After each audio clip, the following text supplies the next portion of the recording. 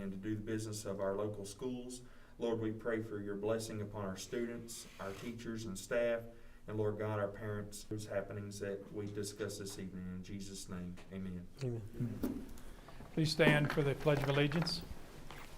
Pledge allegiance to the flag of the United States of America and to the republic for which it stands, one nation, under God, indivisible, with liberty and justice for all. Okay, the minutes of the October 13th regular meeting. Any comments to those minutes? I don't have any. I'm good. If none, we'll look at the October 26th minutes.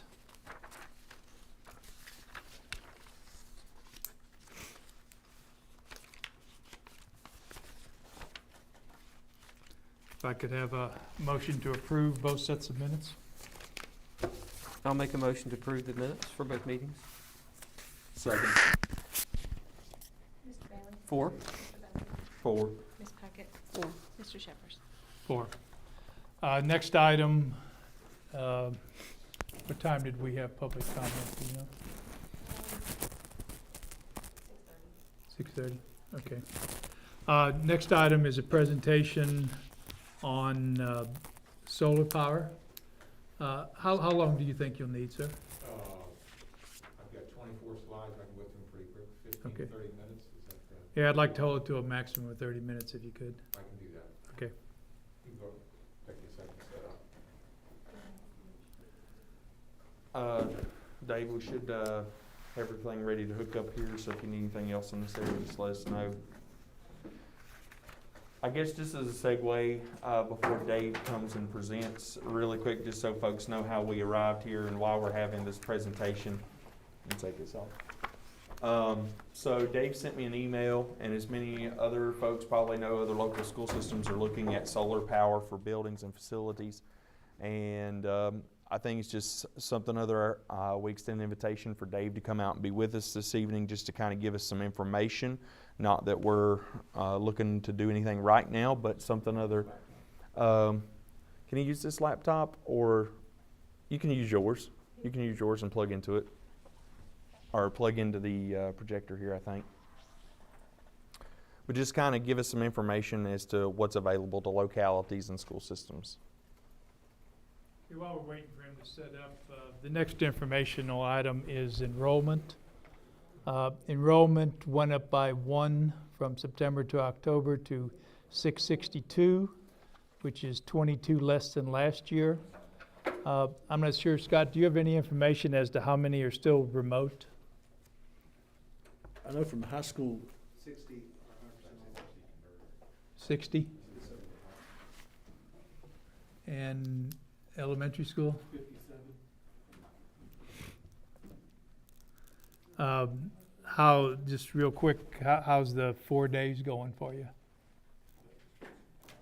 There's a lot of pickups here and there, but for the most part, pretty good. Okay. You think this is, as long as we have no cases, this is about stable? Or you think people are going to be wanting to come back, or how do you see this? Pretty stable right now. Kind of how our environment reacts to it, I guess you'd say. Of course, we'd like to be 5 days a week after Christmas, but who knows? That's the case. Yeah, we did so good in the county for so long, and then the last 2 weeks has turned bad on us. So hopefully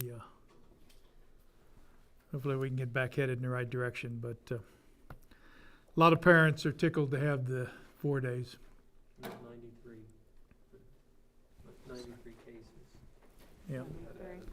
Yeah, we stayed at 64 for 5 weeks, and then in 2 weeks now we're at 93. So. Have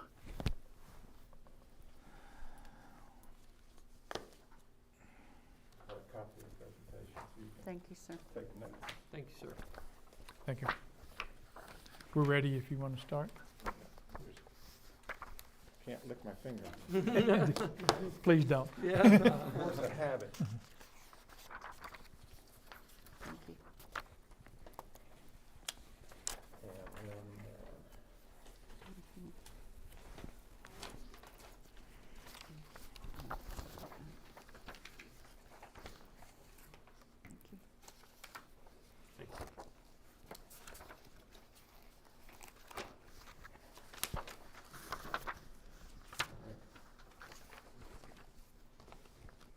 for having me tonight.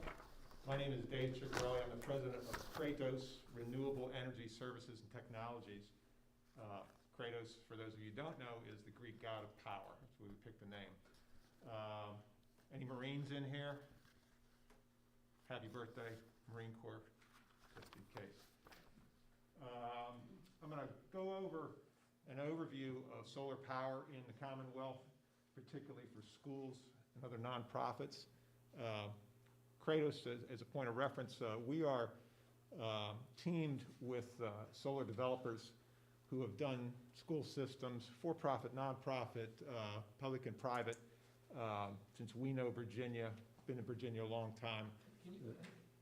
Does he need to be at the mic? Do you need him at the mic or anything? I'd prefer it, but I can live without it. Yeah, I can- step closer to it.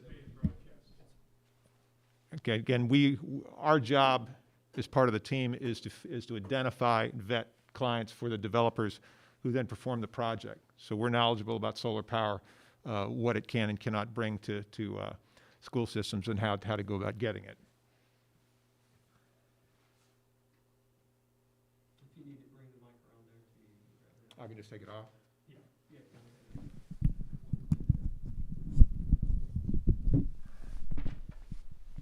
Great.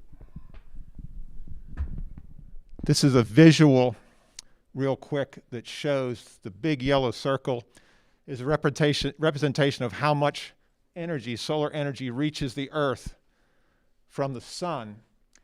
And on the right side, that little orange dot, that's how much energy, electrical energy, the entire world uses in 1 year. The sun, in 1 hour, impacts the Earth with enough solar energy to take care of all the world's energy needs for a year, just to put things in perspective. You look at your bill and it talks in terms of kilowatt hours. That's 1,000 watts over an hour. 1,000 times that is mega, 1,000 times that is giga, 1,000 times that is tera. Sun energy is measured in terawatt years. So it's a lot of energy coming down. Solar power, how it works. Light from the sun hits a solar panel. It's called a photovoltaic. You'll see PV panel. It converts, the electrons move, and it generates DC, direct current energy. There's a box, a mechanism near the panel called an inverter, which converts to AC, which is what runs through your house, your building, and that's what you use. So it's a combined system. A commercial solar panel, just to get a feel for how big these things is, it's about 6.5 feet long, a little over 3 feet wide, varies between 1.25 inches and about 1.6 inches thick, weighs about 50 pounds. When they're mounted on roofs, they can be ballasted. You can actually have cinder block type mechanism. They can be clamped on. They do not damage or impact the integrity, watertight integrity of a roof. Obviously, it's beneficial to put a new roof on the thing. We have roofing teaming partners that can help with that. Bloomberg Corporation actually is in the business of rating the quality of solar panels. And they're tier 1, tier 2, tier 3. And interestingly enough, they not only talk in terms of quality, tier 1 being the best, but solar financing entities, venture capital, and banks that lend for solar projects will give you stronger, greater, more beneficial terms as far as loans are concerned with a better panel. We use only tier 1 panels, which is the top quality and gives you the best loan terms. This is a graph over the last 13, 14 years, including a projection into 21 for solar capacity. Utility CSB, that is concentrated solar. That's kind of a strange thing. Anybody remember seeing Star Wars? When the Death Star had that little concave thing in it and the death ray went like that and then destroyed the planet? Concentrated solar is where you have a bunch of mirrors that actually focus solar power and concentrate it. It's a very small sliver. It's the yellow sliver. But commercial photovoltaic, the red, that's where the school system would fall. In general, what you're seeing is it's getting better and better. Things are getting cheaper. The laws are getting more friendly, and it's coming. This is cumulative installations. Again, yellow is non-residential. This is through 2020, estimated through the completion of the year. It's exploding. It's become much more affordable. The laws have become much more friendly, and the Virginia Clean Economy Act, which went into effect middle of this year, at the stroke of a pen, made Virginia, in general, a solar-friendly state. Net metering. You've always heard about selling power back to the grid. That's how this works. Your meter on your house or your building measures power coming off the grid from Appalachian Power into your house, into your building, and reading the meter beginning of the month, end of the month. That's how your bill is generated. Net metering, when your system is generating more power than your house, building, whatever needs, it measures power going back the other way, and it appears as a credit on your bill. And in certain circumstances, you can accumulate these things so that you're offsetting the cost of your power in the winter months when it's less sunlight per day, and you save money that way. So what you want to look for in a law that's passed, or a tariff from the SEC or the Public Utilities Commission, is net metering. You always look at the net metering rider, and we'll get into that. How do schools, nonprofits, municipalities get solar? The preferred way to do it, you always see these advertisements about free solar. There is an arrangement called a power purchase agreement, or PPA, and there's a variant of that called a PSA, or power service agreement, but I'll talk about a pure PPA. In short, you sign a contract with the solar developer. They put solar on your roof, on the field next to your ball field. They design, develop, construct, own, and operate the system. You sign a contract with them to buy power from this fuel system. They call it a renewable fuel system, at a fixed rate over a period of time. So let's say the PPA covers 25 years. You will know each year exactly what you're going to pay for power, and it's going to be less than what you would pay Appalachian Power.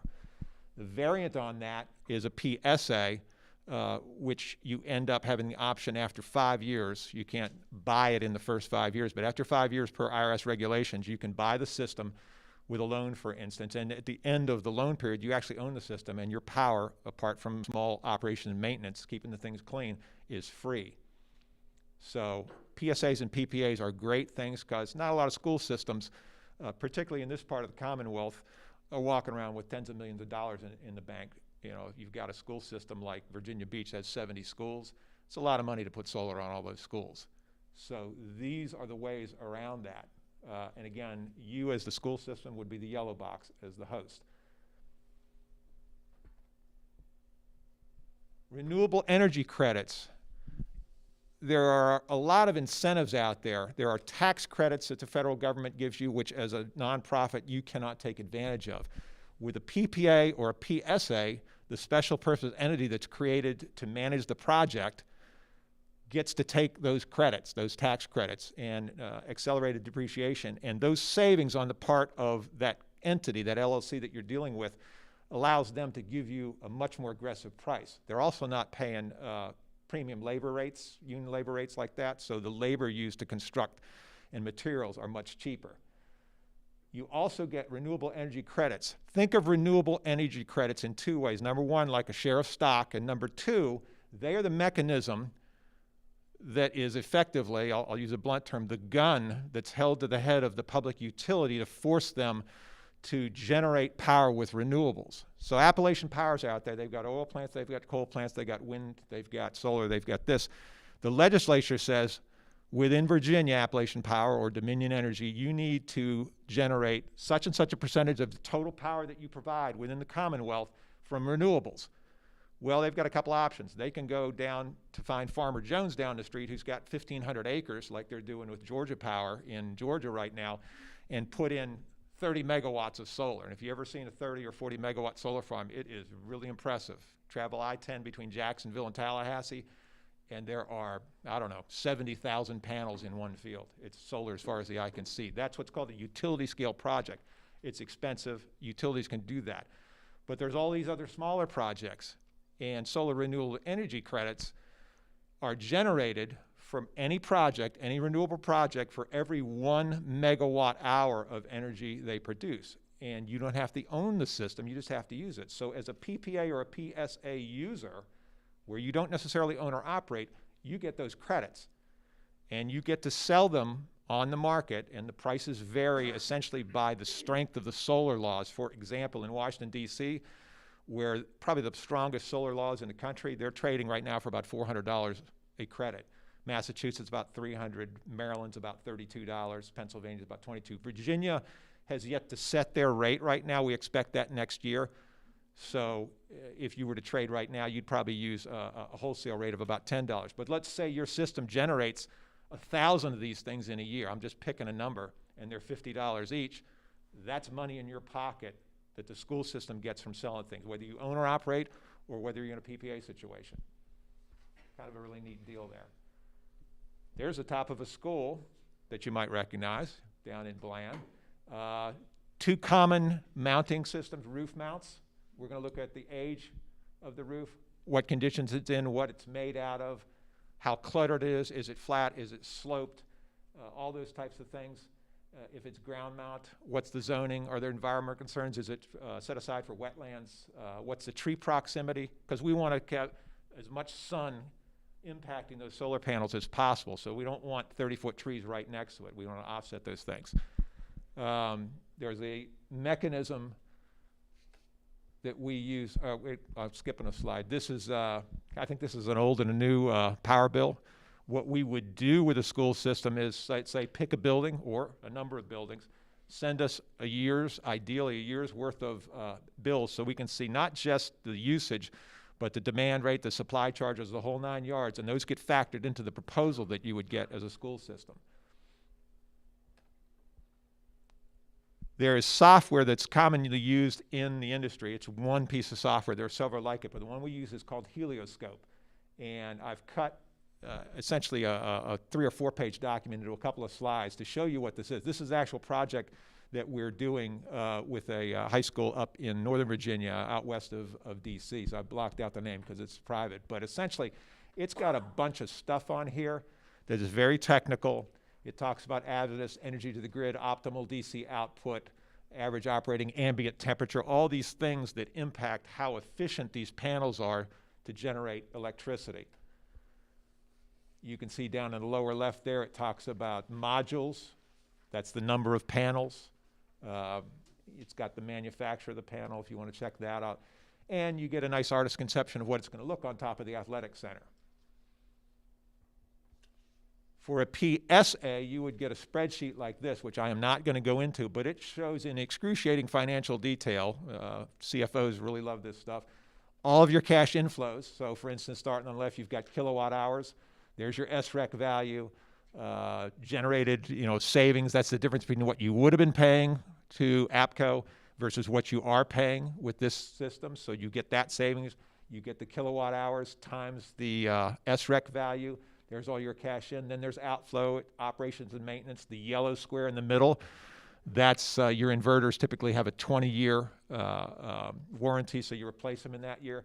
The number down in the lower end, that's your savings. So they're looking over 40 years saving a little over $2 million for this one building, and they're actually going to do 2 buildings. We've got a lot of qualifications and experience. Our team member, Solar Renewable Energy, is based out of Harrisburg, Pennsylvania. Again, we are the advanced party in Virginia. I have, for the last 25 years, have run a condo and homeowners association management business, among other ventures, and I'm very knowledgeable about the state of Virginia. I've lived here a long time. So we have teamed with them to be their advanced party. We learn solar, we go out identifying clients. They're the ones that come in with the technical expertise and actually doing the installs. They also are in the business of managing SREC sales. So if you want to use them, you can do that with them as well. But this is a very well-vetted, solid company that has done solar for 10 years. Again, over 100 completed projects and more coming. A couple of school districts, academies in New Jersey and Pennsylvania. We're working on some projects in Virginia right now. We're in conversation with probably about a dozen school systems and another half dozen private schools and institutions in Virginia at present. And again, the law just changed in July, so it's a little bit like the Oklahoma land rush in Virginia as far as solar is concerned. There's an example, Commonwealth Charter Academy, that they finished with a rooftop mount. There's a ground mount at Midwest Middle. They actually will monitor remotely. Every 15 minutes, they get telemetry signals that monitors the efficiency, output, and condition of the system, and that's part of the contract. So they can tell remotely how the thing's working. I've seen schools where they actually have electric signs on the wall so the kids can walk by in the schools and see how many cars they've taken off the road, how much carbon they've saved, all those types of things in real time. It's really kind of cool. But there's a problem. Unlike Dominion, Appalachian Power, which is part of American Electric, has got a loophole that you may have heard about. And this is a page from the Virginia State Corporation Commission Tariff 25, the net metering rider, which is where you go to look at these things. The language up top there, available, in other words, solar or wind, is available for new or existing customers who take standard service from the company, own or operate, or contract with other persons to own or operate. And you see contract with other persons to own or operate, you think, well, that's a PPA, PSA. We don't have to buy the thing. We can just sign a contract, they build it, and we start buying power at a reduced rate. There's no money out of pocket. That's a beautiful thing. However, what APCO has done is they do not classify municipalities and school systems as standard service. There is an entity that you may have heard of. This is Virginia Municipalities League and the Virginia Association of Counties. They have a steering committee headed by the town manager of Rocky Mount, Virginia, and every year they negotiate what is called a public rate. So you're not receiving standard service. So you as a school system and everybody else in Appalachian territory cannot take advantage of this. This is why school systems, municipalities cannot get PPAs and PSAs. They have to buy the system. And this goes back to how much money does a school system have? Not a lot. You could take a loan out and buy a system outright and amortize it, but you use a lot of money and you're not getting the tax benefits and things like that. So that's a problem. The solution. There is a huge campaign going on right now, and if you refer to the letter that I sent there, it's a letter from the superintendent of Carroll County Schools who I've talked to recently. And it's one of a series of letters that school systems, municipalities in the Appalachian Power Territory, primarily in Southwest Virginia, are sending to Mr. Urban, the chair of the committee. Again, he's the town manager at Rocky Mount. You can read the letter, and it's urging him, lobbying with him to take it to the next time they negotiate the rates with APCO, to change the rider and reclassify municipalities and school systems so that it's the same with Appalachian Power as it is with Dominion Power in the center of the state and on Tidewater and up north, so that you can take advantage of those things. Because right now, you're hogtied. But that's what needs to be happening. It's a lobbying effort. They also want to increase the amount of power or solar power that can be installed, et cetera, et cetera, et cetera. Be more than happy to talk more about that offline. But that's what needs to happen for you all as a school system to take advantage of those easier, less, or more cost-effective, more beneficial types of systems. And showing my age a little bit, I'm not quite, I wasn't protesting back in the 60s, but here comes the sun from the Beatles. I'll take any questions you have at all. As Thank far you. as rooftop, what's the weight usually? You're looking at between 5 and 8 pounds per square foot additional. So are you asking that we also write a letter supporting this? I'll leave that up to you, but my goal here, what I've found in our marketing efforts in Virginia, is that there's probably 3 or 4 active solar developers in Virginia, and they're concentrating primarily in Dominion territory, which we are too. But what I've found in the last 2 months of my massive email campaign, I've sent emails pretty much to every superintendent, assistant superintendent, CFO, head of plants, facilities, and every school board member of every school district and independent school system public in the entire Commonwealth. And I keep hearing the same refrain in the Southwest. Well, tell us more about this. Nobody's contacted them. So I'm a businessman. I would rather help you be the champion of this, all the counties in the Southwest, and bring, you can tell I kind of believe in this stuff. I have done a lot of different things in my life, but this venture that we're in right now, it really kind of energizes me. It's good up, down, sideways, across the board for everybody concerned. So I would love it if you all, as a school board, would write and jump on the bandwagon of having APCO change their mind to make solar and wind available in this area, APCO's area, the same as it is in other states and in the rest of Virginia. I think it's going to be very, very beneficial, and I think it would be a good thing. It would certainly give you all options that you don't have right now. This letter that we have a copy of, is that, would that cover what you need for us? Pretty much. The only thing that I would add to it, and I'd be more than happy to draft it, is when we were figuring out why or what the specifics of APCO's loophole was, I would like to see included in there the reclassification specifically, so the subcommittee knows that we want you all reclassified as customers receiving standard service, assuming they're not going to change the language in the rider. Okay, if they're not going to change the language, if they're not going to change you from a public service, then they need to add that language in there that includes you and specifically states the type of service that you get. So everybody goes, oh, that means school systems and municipalities, they get this too. One way or the other, it needs to be obvious to the casual observer. If you would be willing to draft a letter, we would be happy to review it at our next meeting. Absolutely.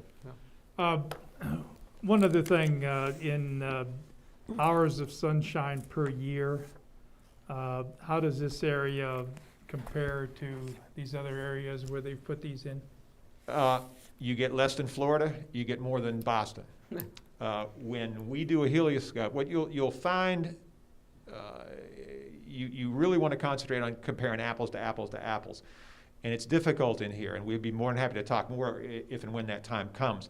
But that's one of the primary components. If you're 37 degrees north latitude, let's say Washington, D.C., and you're using a Florida sunlight metric out of NOAA, you're selling somebody a bill of goods. They're not going to realize the output, the generation capability that they should. Conversely, if you're using Boston's, you're selling them short. Right.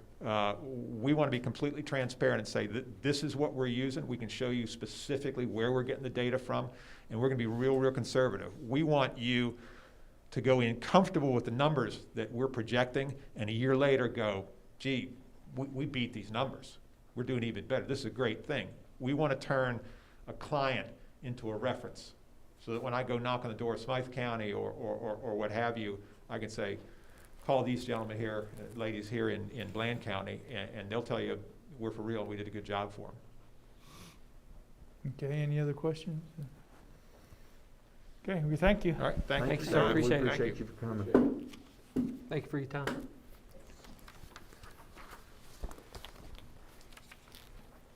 Okay, next item on the agenda, I'm going to drop this while I'm speaking here, Financial report. is financial reports. We received a letter from Dr. Workman on October 30th. We had $346,000 of rollover last year and asked the Board of Supervisors to extend that into this year. This letter is addressing that. What he's saying is that they will pass to us $200,000 in local funds and $150,000 in Corona relief funds. The $150,000 must be spent by the end of the year and must meet the requirements identified for Corona relief funds. Other things, we were notified by the state that we will be receiving $153,287 less from the state for the support of the schools this year. That's $153,287, Lenore. Okay. And on another CARES move, we'll be receiving, if I can find the number here, $114,485. Again, this money must also be spent by the end of the year. So we've got quite a crash program to use this money properly and not lose it by the end of the year. In his Dr. Workman's letter, he talks to us about getting with them to adjust our budget, which we know we need to do. The problem is we have somewhat of a moving target, knowing we lost 153, we gained 115. And we know of some other things that are in the works also. So, Mr. Mead, my recommendation is you talk to him and ask him just how he wants to do this. The 114, assuming we spend it by the end of the year, is a solid number. But like I say, it is less than the amount we're losing from the state. Any other questions on the financials? So, so the reason they wasn't rolling that over was just like they did in past was because of the percentage of our budget, correct? They could only roll over a specific percentage. I really don't know personally the answer to that. Okay. Rather not speculate. And the number that they totally rolled over from the CARES Act and the capital projects is the total sum of what we had left over at the end of last year's budget? We had 347 and they rolled over 350. So a little bit extra. Yeah.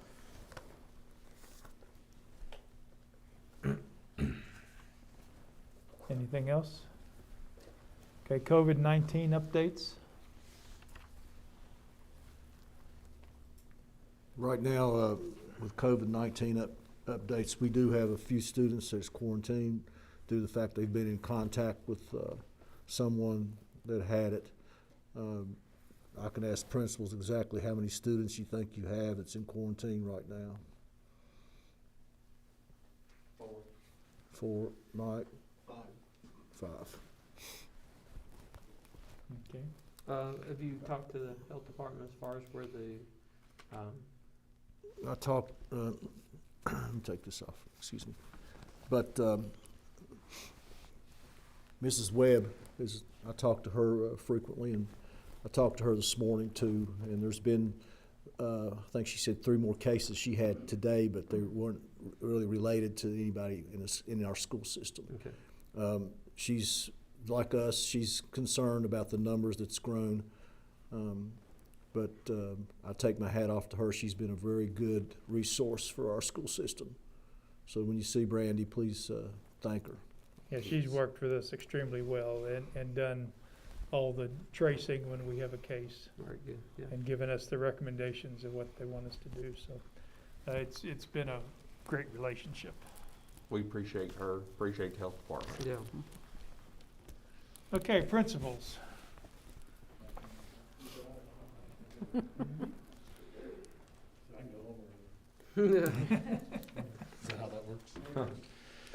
Good evening. Greetings from the faculty, staff, and students at Blaine County Elementary School. We have continued our health screenings at the school and have proved quite effective keeping our students and faculty safe in the building. Every morning, students are scanned about 7:45 till when they reach the building.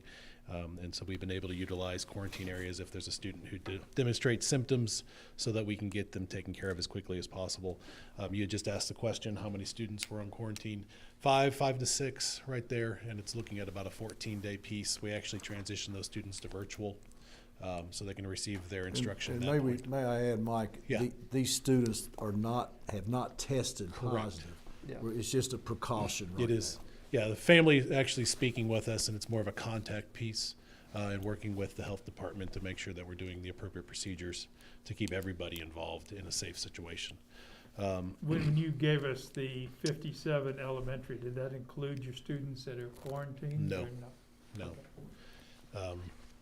Because we expect those students back within some realistic time frame. So in a lot of cases, that's after Thanksgiving break. Social distancing has been established within all classrooms by effectively going back through and changing the room arrangements, getting furniture and items out of the classroom so we can have that 6 feet or 6 feet plus social distancing in place. So that's been quite beneficial. Actually visiting classrooms, I see about 20% of students wearing masks anyway. It's kind of become the new norm and they're just kind of used to it. And maybe if they wear them, the teacher doesn't see them and doesn't call them. I don't know what the philosophy behind that is, but you do see quite a few masks still taking place when the students aren't asked to wear them during the school day. But students don't fight back on that piece at all. When they get out of the bus or out of cars in the morning, the first thing they ask, if they don't have one, do you have one we can have? And we always do. Seems like the younger ones, it doesn't bother. It's a new norm for them, and they're smarter than we are and going to push back. So Yeah. that's really what it comes I've down had to. several parents say, you know, my child forgets she's got it on or he's got it on. Mhm. Yeah, it's- So, and we continue to establish student materials and disinfecting items throughout classrooms and throughout the day so that we can take care of any concerns as they come up. Our crew out of JDM has been phenomenal with that during the day. Virtual students right now, we started the year with 103 virtual students, and like I said, mentioned, we're now, at 57 virtual students. Instructional related, we're continuing with our grade level meetings. Prior to coming back to 4 days, we were meeting weekly. I'm able to meet with grade levels about once every week because the school day, for some reason, feels longer now. I don't know, I think we're just moving faster, and so we get tired quicker. But we're trying to make sure that we're getting everything in place and getting as much quality instruction and quickly as possible throughout the day. And the instructional day is it's an ambitious schedule so we can get to all of our students and get their needs in. Teachers are working through their SMART goals right now, and we're getting those taken care of, and we're getting ready for progress reports next week. So we're that far into the next second 9 weeks already that they'll go home next Thursday. Facilities-wise, work orders are being handled in an extremely timely manner. We can almost request something, and within 2 days, it's taken care of. If we have an emergency situation, they jump on it very quickly, like yesterday. So thank you for that. Thank you, Sharon. And then we have 2 day shift custodians and 2 evening custodians, which has been phenomenal. And they're actually a great staff, all 4 of them to work with. Very easy to communicate with and ask questions and ask follow-up and those kind of pieces. So we're really beneficial to have that crew with us. It's been a great fit so far. So thank you for JDM for that one. So, and with that, that's about the bulk of what I have. So any questions? I know you've had a whole lot on your plate, but you might have a dessert plate. We started redoing Wagner Auditorium sometime back and did several things to raise money. Mm-hmm. And right now, we've got a nest egg of $21,562. Correct, I'm aware. Would like you to, if you can, and it doesn't have to be a mad dash, but would like you to look at that and see what we can do to get that project moving again. Okay. I think what they were looking at was sound system, lighting, acoustical tile, window coverings, and possibly some seating. And I think Laura has some background information on that. So if we could kind of, and we're looking to, turn it into a more auditorium than gymnasium, I guess I would say. The other thing, and we're also looking, of course, at what we're calling the auxiliary building now. We're hoping we can get it fixed up that in the future, things that people wanted to do in Wagner, as far as meetings and exercise classes and stuff, maybe we can use that other building in the future, which allows you to keep Wagner more pristine for our auditorium. So we've got that 21,000 laying there, and if you could kind of look at what our options are, and maybe we can get moving on that again. It's kind of been dead now for 10 or 12 months. I don't know. Absolutely, understand. So, and I'll be wandering around your place tomorrow. We've got It's all right, we have security. Thank you, Mr. Mead. we've got several contractors coming in and a couple of engineering companies to look at some things there. Understand. All right. And while I'm asking, do you have the key to that garage across the road? Nope, I do not, but I will certainly check again because that was a discussion we Okay, had last well, week. it may shortly then. Once again, we have security. Okay, Thank you. I'm looking forward to meeting security tomorrow. Thank you. I don't think anyone's got it. I don't think anyone's got it. So, No. everybody doing okay? I hope so. Yes, sir, Families you? are well. Thank everybody that's here, and of course our staff, students, kids they're responding well to the 4-day week. Keep Megan Bradshaw in your thoughts. She's making a recovery, and we're pleased to hear that. So we're She's in just Roanoke thinking about- Memorial now, right? What is it, sir? She in Roanoke Memorial She's now? in Roanoke, yes, sir. I think she went there either yesterday or maybe 2 days ago. I'll have to check with that, but just think about her. So we've got 335 kids total. Start with attendance. 275 are in person. We've got right at 60 that are still virtual. COVID mitigation. We're about 50-50 with our classrooms being able to social distance. We've got a couple large senior level classes and some junior, all across the board. It's about 50-50. Students get mask breaks when social distancing can be met. At breakfast, at lunch. The lunch ladies at the high school, they've been working tremendously hard that we cut down their time to make lunch by a couple minutes, several minutes. So they've been really working hard to make that work. We've been able to utilize the lunchroom. Teachers have been, anything you ask, it's, hey, how can I help? I'm open, I'm free, what can I do to help? So we've been able to utilize most other classrooms when it's not feasible to social distance to eat. So that's been pretty refreshing that we've been able to work together like that. Projects going on at the school. JDM's been wonderful. We got a new garage door on the ag building that looks great. They're putting in the bleachers that we secured from Grayson County over the summer. That It's didn't get looking completed in nice. December? Or? No, sir. Okay. But they're finishing that now. It's about halfway done right now. It looks great. So we'll see how that comes out. And of course, the band room and Curly spent all day Saturday when the Hokies played picking up desks. So there's some projects that are going on. His arm's still sore, but we worked him. I think we For a won that while. weekend. So we didn't Kind win of like last the week. Jets, they played up to come about on, 3 man. Yeah. quarters and then they quit. Student-parent interaction. We had, of course, at the end of the 9 weeks, parent-teacher conferences. We had 95 of those. We did those all virtual, just like the elementary. 42 of those actually happened. And out of those 42, 28 that actually happened came back to school. So we hope to continue to reach out. Teachers keep, of course, a large log of communication efforts, and we're still trying to get those kids that are struggling, put it lightly, back in school. So we're still working on that. Sports, the VHSL moved to approve the +1 model, so we play 60% of our normal regular season. And if a team does not make the playoffs, they'll have a +1 bowl game, so to speak, and that's for sports across the board. We plan on starting basketball on time. First game would be December 21st. So kids are getting booted up for that. We should have all 3 levels, girls and boys, middle school to varsity, and then we'll kind of see how that goes. MED met yesterday. Region C meets tomorrow, trying to figure out exactly how we're going to go about allotting tickets, what gyms need to look like. And it's very intricate, some of the guidelines that are. So they're allowing fans? Yes, we are allowing fans, but there are some,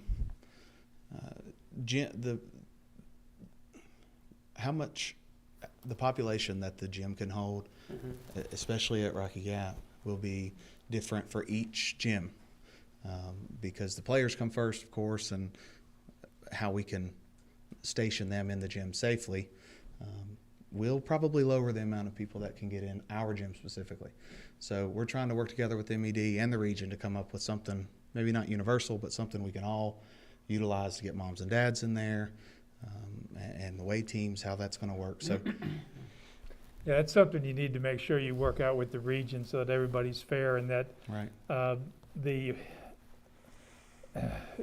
guest team should have some percentage of people, you know. Right. You don't want it that the home team is the only one that can have spectators. right. Yeah, and they probably need to know that ahead of time. the whole Right, and it needs to travel. be fair no matter where you go. Oh yeah, there's been some significant planning in this, but I mean, we met yesterday just to bounce some more ideas. But there's strict guidelines, of course, but a lot of planning has gone into how we're going to allow that. So more to come on that. There'll be socially, like, family social distance there, mask requirements. Yes, sir. Now, And then one of the other the things I was policing. thinking about is, you know, if it gives us any more, and I understand high school teams would rather play at the high school, but also if the elementary school gym would give you any greater latitude of more people, I mean, I think that would be something for you to consider, just to think It is, about. and we haven't spoke to Mr. Grimm directly about it, but that's something we've kind of had on our back burner for emergency situations, of course. But you know, you play 14 games in 5 weeks, 6 weeks. You know, it's snow days. You have to reschedule. There's going to be an opportunity that we need help from another gym or from another county to be able to play away. You know, so. But yes, sir, that's definitely something we're going to look at. Most importantly, safety. We've had a couple opportunities to show our security at the school.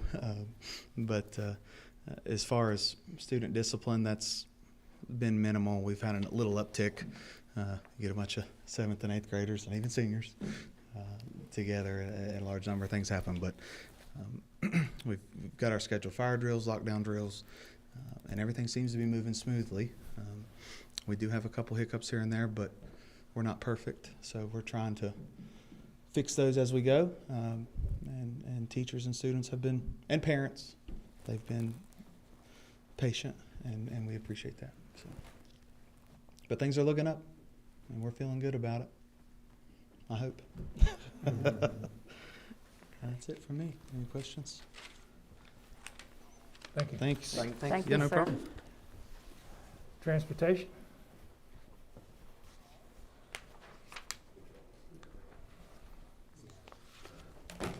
Good afternoon, ladies and gentlemen. I got a few things I'd like to update you on, the new bus routes and things we're doing here. We've been working together to try to figure out this mountain deal with Jake Brakes and transportation back and forth since we have come back to school. And right now we're running 3 buses to and from the elementary to the high school. And with the capacity that we have, we're doing our best to. He gave me a chart to go by, and I've kind of went over with the drivers of how to do it. And when we need to put them in effect, we do put them 2 to the seat. And we're still doing our together, keeping them together so we can try to do that.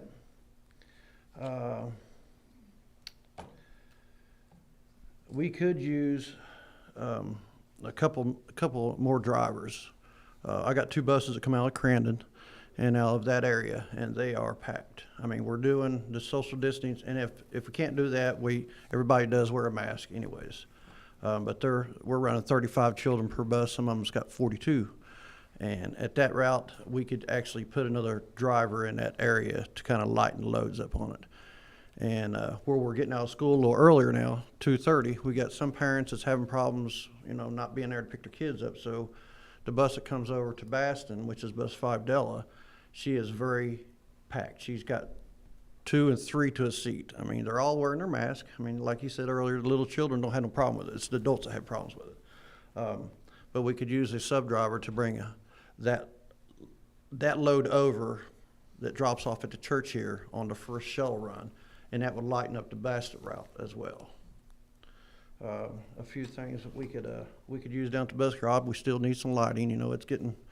It's getting where it's winter time. We got to shut the doors, and when you got 2 buses in there, it's dark because everything's overhead. JDM's working on getting proposals for our furnace. We don't have no heat down there, but that's coming into play. Everything else is going good. The drivers are right on key, and You don't have a furnace in the garage? it went out. It completely. The box actually split, so we ain't had no heat down there. And when did that happen? A week ago, I think, is when I got a hold of Sharon. I know this is something I've seen in other garages and something other just to put you on that you might look into.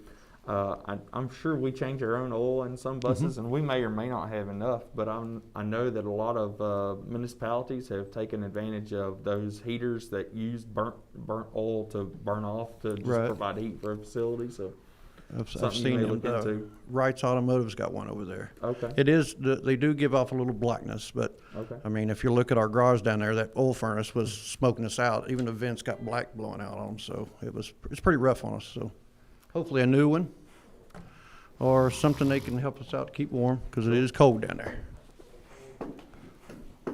That's all I have. If you got any questions for me. So you're asking for another route in the Crandon area? Is that what you Yes. were asking for? Yes. And a driver for the evening times. Actually, we would work them, bringing children over on the first shuttle run. When they go to Rocky Gap, they'll bring children to the daycare. And then he would leave there and go and do our activity run.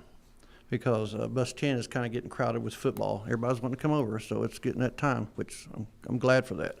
Do you have drivers to accomplish this? No, that's what we're working on. Okay. I mean, we're not holding you back if you can get the drivers. I think anything we could do to minimize the risk. The new class schedule, we had it scheduled for earlier, but we only had one gentleman. Of course, he already had his stuff going on, Mr. Hammond. Have you had, we put something in the paper and stuff for bus drivers, right? And you had some Yes. respond, or? We do now. We have 4. Okay, Yeah. cool. We're starting it again on Monday the 16th, and I'll be running it all the way to the following Monday, the 23rd. And then after that, it's going to be the procedure of them getting to the DMV and getting their permit so we can move forward with that. But right now, I'm looking at 4, maybe possible 5. I know I've got one fellow that came one night to a board meeting once, I know we weren't able to have that, so make sure we reach out to him. Yeah, absolutely. I seen him out in the community, so we want to make sure we do that. That's it. Any more? Thank you, Mike. Yes, sir. Hey, Super. Mike, I did send you in an email who's gonna drive the, ball games. So if you'll pull your email up, Crystal and Jeff, I think it's gonna be our drivers, but that will change now that we're changing schedules a little bit. I was gonna also mention, I know we've got a bus route that is uploaded online. Understand that we may have swapped some school bus numbers around. Yes. Can we update that so that that is current for parents? Yes, I think I've sent it to, no, I haven't sent it to nobody. I've been so busy. Okay. Bus 9 is actually took the place of bus 24. And 24 is actually, it kind of swapped it because it had a Jake brake on it. And I need to retract that from last meeting. I said all our buses had Jake brakes on them, which is not correct. None of the older buses have them. And the ones we did have on the mountain, unless it was in the shop, they did have a Jake brake on them. But there was one bus that caught me by surprise, which was 24, and that's why I swapped it. It's been coming off that mountain for 3 years, and I never knew it. So we pulled it off and put one with the Jake brake on it. Okay. So I like to retract that. Okay. Supervisor of Technology, Ms. Tate? You still waiting on Chromebooks? No, I'm just kidding. Always. No. Yeah, I got an email the other day. There's school divisions that are still waiting Oh, yeah. for Chromebooks that have had orders in since July. So I'm glad I got mine when I did. So You just know how to talk to people. maybe it was the calling I did all the time. As for the Chromebooks, Nick and I, every day, we do, Nick probably more than I do because he goes to the high school a lot, but we are doing something every day with a Chromebook, whether it be repair, resetting passwords, there's something we're doing with those every day. Not all day, just something we do with them every day. Nick's been working the last several weeks with our antivirus software, CrowdStrike. He's been monitoring. We've been getting some hits from it. We think it's just adware that's coming in on computers, but it's grabbing it and quarantining it and that. Do you He's have also, any ransomware problems? we did, but we haven't for a couple years ago when we had to redo everything. But no, we keep a pretty close eye on all of that.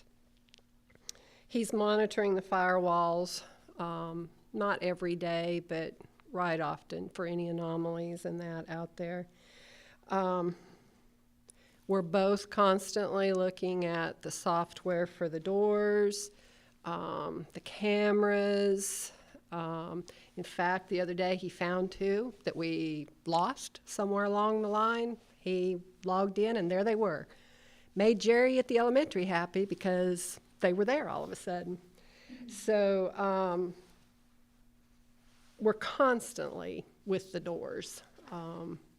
There's usually something with the doors all the time. So, but that just comes with the software and the age of the doors and all of that.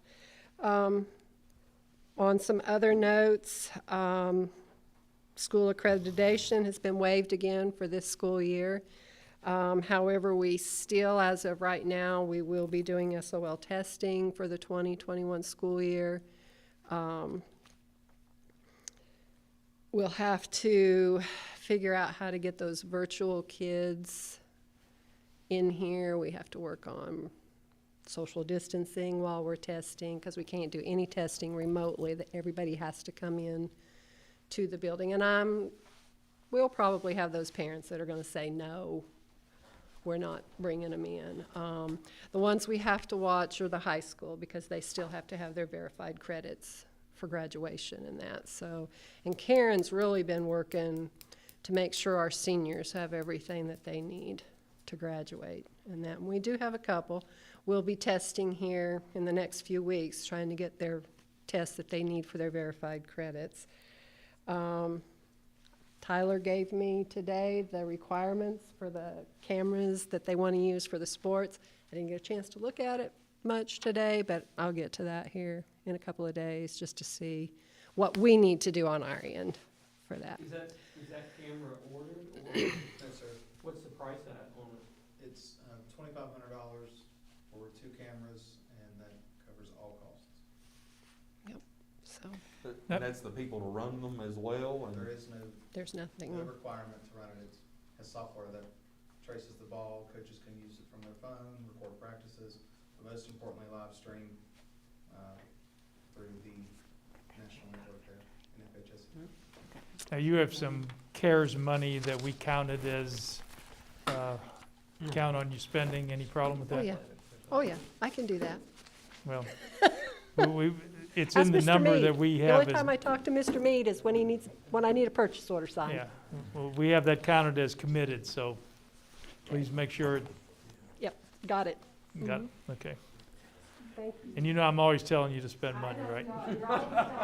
I'm always telling you not to. Is you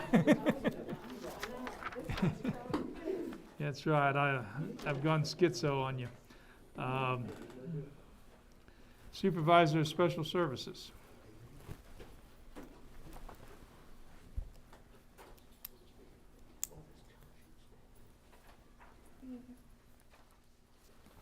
Thank you. Thank you, ma'am. Is that all you do is go to meetings? thanks, Ms. Rand.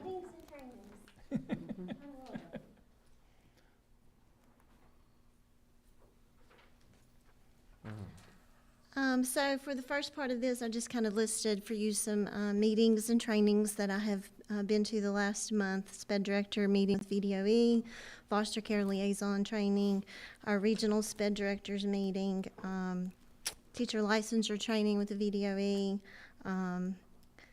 CTE monthly meetings as well. We also had our Gifted and SPED advisory meetings on November 2nd. Those were held here at the board office. And we also did substitute teacher training here on November 5th. Reportings, the pupil transportation and driver's ed reports were filled out and completed this month for transportation. A few other items, gifted ed, in our advisory meeting, the gifted ed coordinators had requested some software be purchased for them. It's called Renewable Learning, something that they can use online with their gifted students. And so we did purchase that for them. And then we also went ahead and registered for the National Spelling Bee that we do every year. So that has been taken care of. With SPED, we're getting ready, collecting data to prepare for our December 1 child count. So a lot of time and effort gets put into that to make sure our data is correct. With STEM, we are on week 9 for our STEM in a Bag program. NASA has donated items for a swag bag. I had to ask, what is a swag bag? But it's a bag of goodies that NASA has donated, and each of the children who have participated will be getting one of those.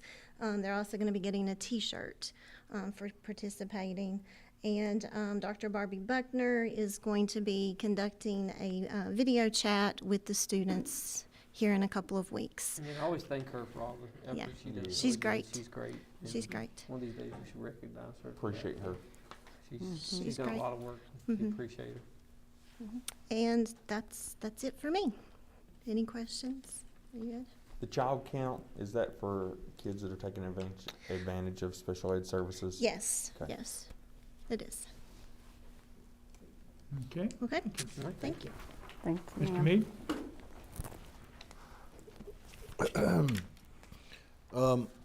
Just to remind everyone of all the hard work our teachers are doing right now. They're still continuing to do the virtual and face-to-face instruction, and I watch them every day, and they're really doing a really good job for us.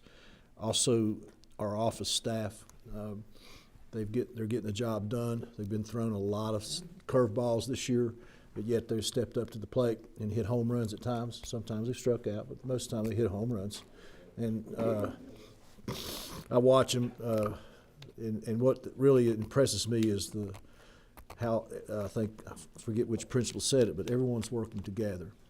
And the atmosphere, even though we're working hard, is really good, better than I've ever seen it. So the climate at the schools is really good right now.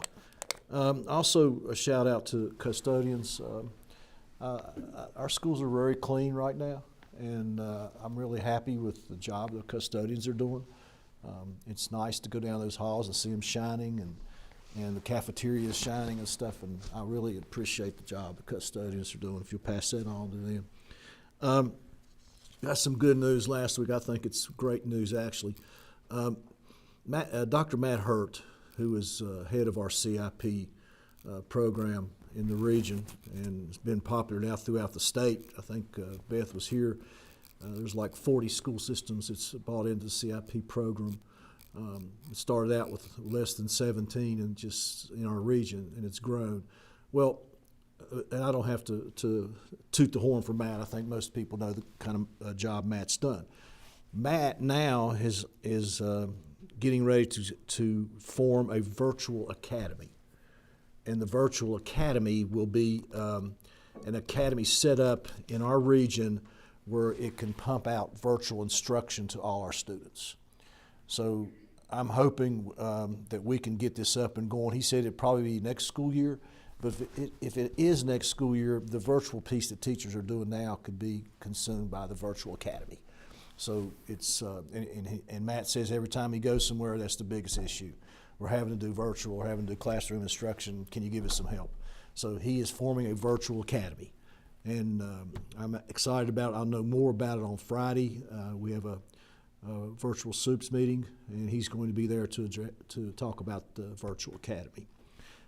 Our sports teams are practicing. Robotics is practicing. We're just keeping our fingers crossed that hopefully we can have this up and going at the start of the season. But the kids are excited about it. They're excited about being able to participate in sports and after-school activities, and we are looking forward to it ourselves. And with that, you principals can chip in there, but it appears to me our kids are so happy to be back. They miss school, and they can say what they want to, but they may not miss English class, or they may not miss math class, but they miss each other. Right. And I really think our teachers miss those kids too. It was good to see you. I'm glad to see you back, and those type of things. So that was a good feeling to see all our kids coming back. And we have a few that's still not here, but I think eventually they will be back. I think Tyler said it, but keep Megan in your thoughts and prayers. Also keep Mary Ellen in your thoughts and prayers too. Mary Ellen's not doing well, and she's out. So we've got a few people that's has some problems, and just keep them in your thoughts and prayers, please. I didn't make it to the high school today, so I did miss my office crew. So a big shout out to that office crew up there and office crew at the elementary school. We got a new garage door at the Ag building. I mean, it is absolutely beautiful. I went out there and I got so excited. And so I went and grabbed Tiffany. I said, come on, you got to see this. And we go out there, and John's sitting there, and he's proud of it too. And you'd be surprised just what something new, a little paint on something does. But if you get a chance, stop by and see our new garage door. I think you'll be really impressed. That's about all I have for today. Any questions you have of me, I'll be glad to take them and try to answer them for you. I had a question that about the teacher contracts. They said they haven't received their contracts back this year. That they've signed them and returned them. I had somebody say that. Okay. Parker's on it. So Parker's on it? Yeah. I'll put Maggie on it. Put Maggie on it. Parker will put Maggie on I it. know she's listening. Yeah. Maggie, you'll be on it soon. I don't think I threw her out tonight. Huh? Yeah, that's right. Not today. Okay. Sharon, you're sitting here. Anything you'd like to say?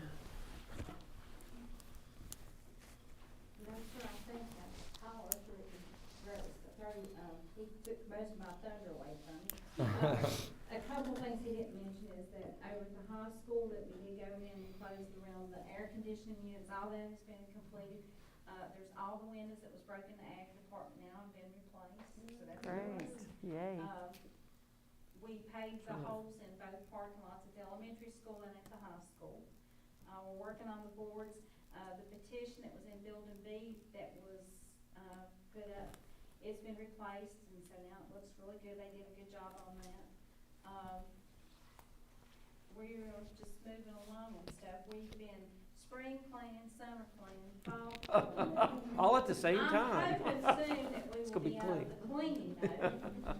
But hopefully that some of these spaces that have not been cleaned in years are getting cleaned out. And we still have some to do over at the high school. But for the most part, though, that's ticking along pretty good. So we appreciate the help. New blinds in the library. Oh, yeah, and I forgot, Mrs. James got new blinds in the library. Yeah. So we're slowly ticking out. I think there was 39 work orders in the month of October, and we've got 29 that's closed out or something like that. I think we've got 5 left to do, but it could be where we're waiting on quotes or anything. I do have some quotes on Mike's heating problem that I'll pass along. I just got those today, and I know y'all were busy, so I'll pass those along to you. Also, look at the changing locks at both schools, and Denise was talking about the doors, and so that would be a plus to get. There's so many keys, and everyone seems to have some gyms, so Or that not. would help with that situation. And also, I have the quotes back on the PA systems for both schools. You could stick around a few minutes after the meeting. I'd appreciate it. Also, A couple of things. Miss James has had some students help her paint the library. Oh, It's- right. It's very, Thank you. Yay. To come over and look, there's still a little bit of trim work to clean up, and I have to do behind the book, in the bookshelves, but you're all welcome to come over anytime and take a peek. All right, thank you. Thank you. Okay, school board? November's a month of thanks, and so I started writing down a list of all kinds of different businesses to thank, but I'm for sure we'd miss somebody. So there's a lot of other folks, businesses that have helped us this year. Since I've been on the board, saw them help us with different projects and give us things and just bless us, really. And we would not be where we're at without them, and we appreciate them. But also with that, we really appreciate our teachers and our staff and everybody who's a stakeholder who's just been doing their part during this time. And I know especially even as our students have went back to 4-day-a-week instruction that they just had more to do. And we just appreciate everybody putting forth their best effort and making the best out of this situation we're all in together. And being safe and being well. So just thankful to everybody. Sharon? It's about the same with me. I always appreciate everybody, and I know everybody, it's been hard this year, and it's just good. I'm just thankful that we have the team to work with, and it's like a family to work with that we have, and all of them are very special.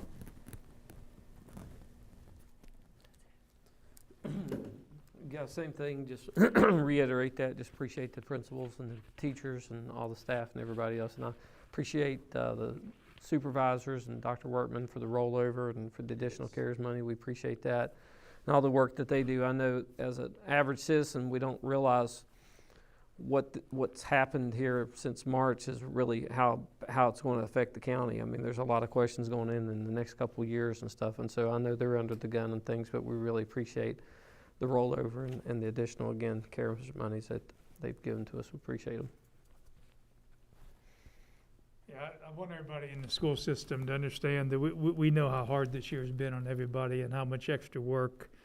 You might have seen on Channel 7, Montgomery County, the superintendent went on and said they were going to give the teachers bonuses out of the CARES money.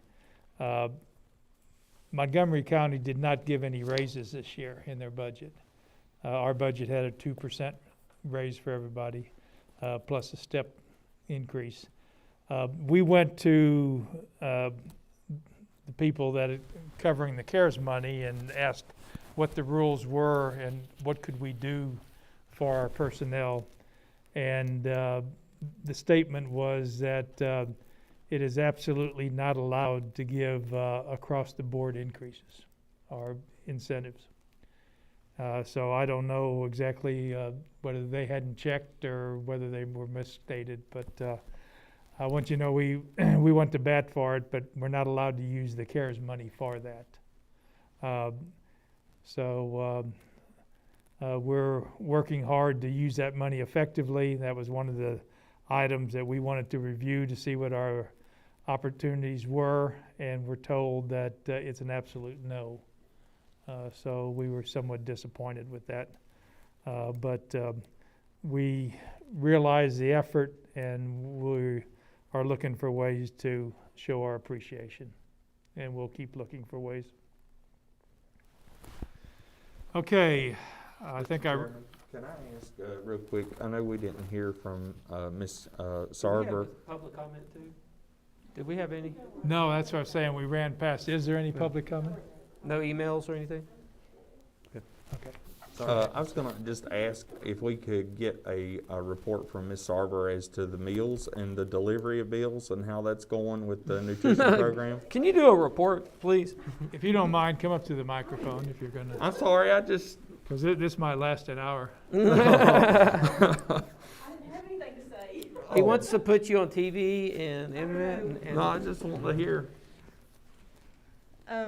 We have had increase in October in breakfast and lunch at both schools. At the elementary school, they served out 753 extra breakfast over last month. Great. Lunches, they served out 874 more lunches than they did the month before, so that's really good.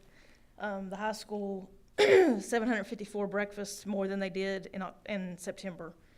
They went from 1127 to 1881, which is fabulous for the high school. The lunches, they went from 1693 in September to 2,637, which is an increase of 994 lunches. Cool. So the high school's great. doing really good, yes.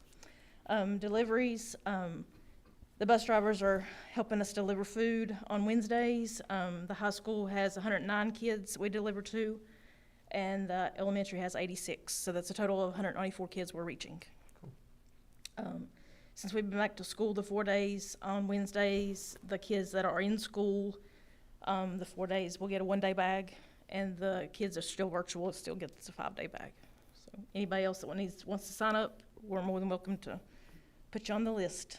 And those are kids that's in school or not In school, out of school, they have to be any kid 18 or under. 0. We don't have any baby food, Yeah. but we'll feed them something. No, I was not thinking about Yeah, me. We can put I was mashed not potatoes thinking in a about bowl me. for them. It's gonna be a while. But They can eat mashed potatoes. this is all the way through the end of the year, correct? As far as I So, know. and that's just for people that's watching, anybody that's in the county, it's Yep. 18 and under. Yep. We want them Whether to be they go to fed. school or not are eligible for Yep, the if they're free. Yep. homeschooled, if they're under age of school age kids. And we will Yes. bring it to you. Yep, we bring it to Bring you. it to you delivered, so This is it. call Thank Phil. you all so much, and thanks to the cafeteria Coordinating staff all that. as well. Call Yeah, Phil and they've Butcher. worked very hard. Huh? I just told the internet to call you. Don't call me. I'm gonna Call give 'em your Kelly number. Sarver. I'm gonna give them your number. No, don't give him my number. Okay, action agenda, approval of payments.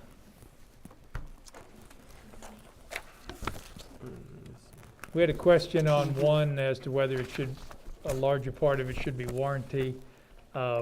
We're talked to the provider today, and he's going to provide us more information, but other than that, everything looked good to me. Which one one, was which that? cost was that It on? was the Fry Roofing. Okay. Do we need to hold that before we send it out? Why don't you? He's supposed to be getting back with us. We need a clear definition of what is and what isn't. And he agreed to send that to us. Is Modern Cleaning gonna continue to do their, cleaning of our buses, once a month? Is that what we're looking to do? Is that once a month, once a week? Modern Cleaning, sanitizing the buses, are they gonna, once a week they're doing it? Okay, Now, we also, I got them on call if we need to do schools. okay.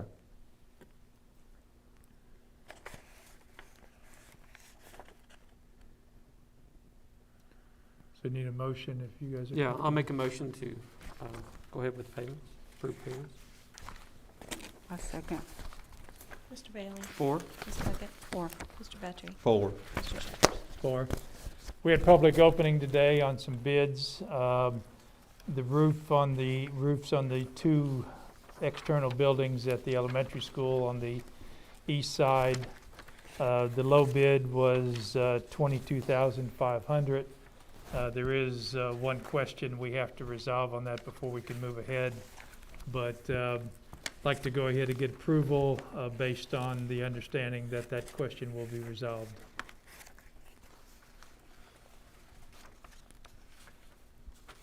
And that was for the auxiliary building And the ag building, and the ag building roof. yes. And that does include the removal, disposal of whatever is the previous roofing materials as well. Right.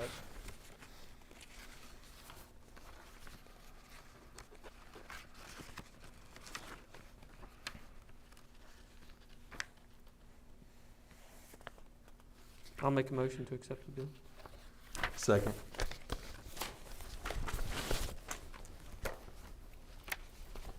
Mr. Bailey? 4. Mr. Battery? 4.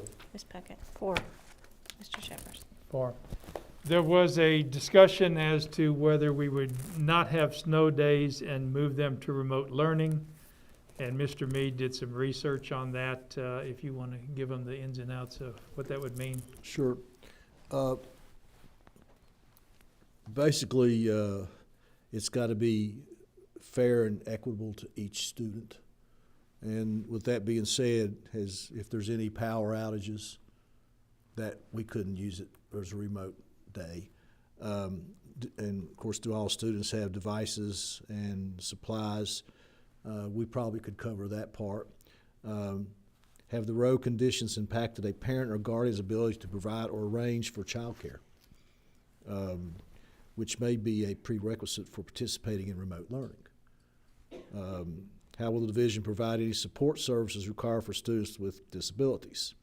But this is the one that kind of bothers me.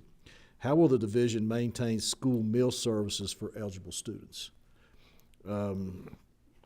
Divisions will need to consider their current service delivery model, and that's the National School Lunch Program, the Summer Food Service Program, and relevant conditions. So if we are out of school and we're going to remote learning, we have to provide meals. for our students. But if we call it a snow day, then we do not? No. Right. Okay. So it looks like we're gonna have snow days. Snow We're days in gonna have Blaine snow County. days. Unless Mike wants to get the four-wheel drive bus out.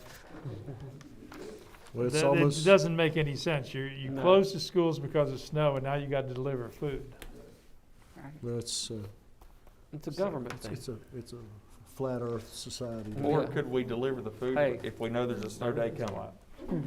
Yeah. We think it's All the gonna kids snow just tomorrow, got take a worried. hamburger home. Yeah, If exactly. it's on a Wednesday, they'll already have it. Yeah, that's right, that's right. Okay, the next two items I think I covered actually under O&M projects, so we're down to personnel. Yeah. So Mr. Mead, if you want to make the, Yeah, with personnel, I'd like to ask you to approve the sub-bus drivers that's in your packet. I'll make a motion to approve just the bus drivers. We have substitute classroom, we have substitutes in the, we're gonna do separate, We can Approvals, do or all we the gonna do them all at substitutes, I one think, at one time. yeah, So so I'll make a, Recommend we do all yeah, substitutes at I'll this make time. a motion to approve the substitutes. Second, Mr. Bailey? 4. Mr. Buttrey? 4. Ms. Puckett? 4. Mr. Shepherd? Do we need a 4. separate one for the full-time bus I driver? was getting, that's gonna be my next Okay, recommendation. sorry. I recommend that you approve the full-time bus driving positions listed in your packet. Make a motion to approve bus driver as recommended. I'll second that. Mr. Buttrey? 4. Mr. Bailey? 4. Ms. Puckett? 4. Mr. Shepherd? 4. And also, I would like to recommend that Tyler Eastet be named the interim principal at Bland County High School. I thought that was employee A at high school F. Well, since there's only Yeah. one, you Is know, that it code? doesn't Yeah, matter. yeah. Code orange or We code wanna blue make or something? employee A at high school F the interim principal. I'll make that motion. I will second it. Mr. Bailey? 4. Ms. Puckett? 4. Mr. Buttrey? 4. Mr. Shepherd? 4. Congratulations. Yes. And Yeah, we're thank you, proud Tom. of everything you've done. Yeah, Yes. appreciate you. Appreciate you. Thank you. And Lenore's got something else to talk to you about on that. No. I remember But what we it haven't told was. her yet. Yeah, she, I'll talk to him about it. That's it. You look so innocent. Looks can be deceiving. Yes. Okay, I think we've done it all. We would have a motion to adjourn. I'll make that motion. Second, Ms. Puckett? 4. Mr. Buttrey? 4. Mr. Bailey? 4. Mr. Shepherd? 4. Go Jets. I mean 0 Jets. Hey, we got the first round drafted. Trevor Lawrence will be a Jet, unless he decides to stay in.